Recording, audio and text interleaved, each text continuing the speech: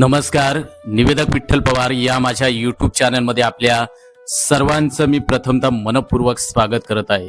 निवेदक तथा सूत्रसंचालक आणि विशेष करून वक्त्यांसाठी अत्यंत महत्त्वपूर्ण हा व्हिडिओ आहे. तो म्हणजे श्रोत्यांविषयीची जाण ही वक्त्याला निवेदकाला असणं अत्यंत महत्त्वाचं आहे. मग अशीच एक बाब आपण या ठिकाणी पाहतोय की श्रोते विसरलेल्या वक्त्यांची गोष्ट. मित्रांनो, एक मजेदार आणि आपल्याला सहज समजेल अशी गोष्ट फार पूर्वीपासून आपल्याला सांगितली जाते. एकदा एका वक्त्याचं भाषण सुरू होतं. 15 मिनिटं झाली, अर्धा तासही झाला, 1 तासही उलटला, तरीही वक्ते महोदयांचं भाषण काही केल्या थांबायचं नावच घेईना. एक सुरी रटाळ आणि त्याच त्या शब्दात ते बोलत राहिले होते. ते नेमकं काय बोलत होते ते त्यांना कळत होतं की नाही देव जाणे, पण त्यांचा स्वतःचा मात्र ठाम समज असा होता की आपण फार उच्च कोटीचे विचार श्रोते वर्गाला, समोर बसलेल्या उपस्थितांना आपण देत आहोत.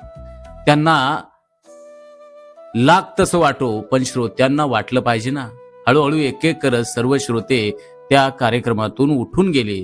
कोणी कंटाळून, कोणी वैतागून, कोणी वेळ वाचवण्यासाठी प्रत्येक जण आपल्या घरची प्रत्येकाने वाट धरली. पण वक्ते महोदयांच्या लक्षात मात्र येईना, ते बोलतच राहिले. आणि पुढं काय घडलं ते पहा. शेवटी त्यांच्या समोर एक छोटा मुलगा एकटाच तो खाली बसलेला होता. तोही बिचारा पेंगत होता, झोपेच्या पेंगुळ्या तो घेत होता.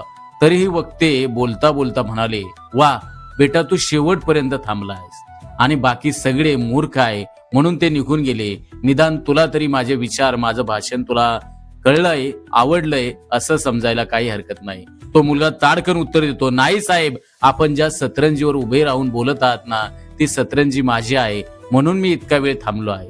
तेव्हा आता तुम्ही जरा बाजूला सरका. वक्त्यांना तो काय म्हणतोय हे कळायच्या आतच ते बाजूला सरकले आणि त्या मुलानं आपली सतरंजी उचलली आणि थेट त्यानं घराची वाट धरली, अर्थात थेट त्यानं पळ काढला. मित्रांनो, ज्या वक्त्यांनी सगळीकडे श्रोत्यांचा गराडा पडेल, स्तुती सुमनांचा वर्षा होईल अशा रम्य कल्पना मनात ठेवून सभेत प्रवेश केला होता, त्यांना साधं ऐकायला सुद्धा कोणी शिल्लक राहिले. हे सगळं फक्त एकाच अवगुणामुळं घडलं हे आपण सर्वांनी लक्षात घ्या की श्रोत्यांविषयीची जाण त्या वक्त्याला नव्हती. वक्ता कितीही मान असो, श्रोते हे त्याच्या यशा अपयशाचं खरं मोजमाप असतात. स्पर्धेतील भाषणापर्यंत परीक्षक तुमच्या मदतीला येऊ शकतात, पण एकदा तुम्ही खुल्या मैदानात उतरला की श्रोते हेच तुमचे खऱ्या अर्थानं दाते असतात हे वक्त्यानं लक्षात घ्या. त्यांनी स्वीकारलं तरच तो वक्ता जिंकत असतो. त्यांनी थोडंसं आपल्याकडे दुर्लक्ष केलं, आपल्याला अवहेलना केली त्या वक्त्याची, तर वक्त्याने समजून जावं की आपलं भाषण पडलेलं आहे. म्हणून याचा अर्थ असा आहे की वक्त्याने श्रोत्यांचे पाय धरले पाहिजेत असा याचा अर्थ होत नाही.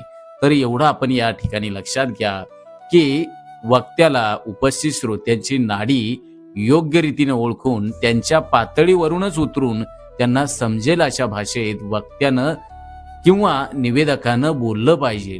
त्या वक्त्याला श्रोत्यांविषयीची जाण असणं अत्यंत महत्वाचं आहे आणि हीच मित्रांनो यशस्वी वक्तृत्वाची खऱ्या अर्थानं ओळख आहे. म्हणून मी या व्हिडिओच्या माध्यमातून सांगेल की वक्त्याला श्रोत्यांविषयीची जाण असणं महत्वाचं आहे. जो वक्ता त्या श्रोत्याबद्दलची अधिक माहिती, त्याला नेमकं काय, कशा पद्धतीच्या वातावरणातला तो श्रोता आहे आणि त्या पद्धतीनंच बोलणं, सुसंगत बोलणं हे वक्त्यासाठी महत्वपूर्ण आहे. मित्रांनो, हा व्हिडिओ तुम्हाला कसा वाटला तर निश्चितपणानं आम्हाला कमेंटमध्ये कळवा आणि निवेदक विठ्ठल पवार या यूट्यूब चॅनलवरील नवनवीन व्हिडिओ पाहण्यासाठी या यूट्यूब चॅनलला आत्ताच सबस्क्राईब करा. व्हिडिओ आवडल्यास लाईक करा, शेअर करा आणि कमेंट्स करायला विसरू नका. धन्यवाद.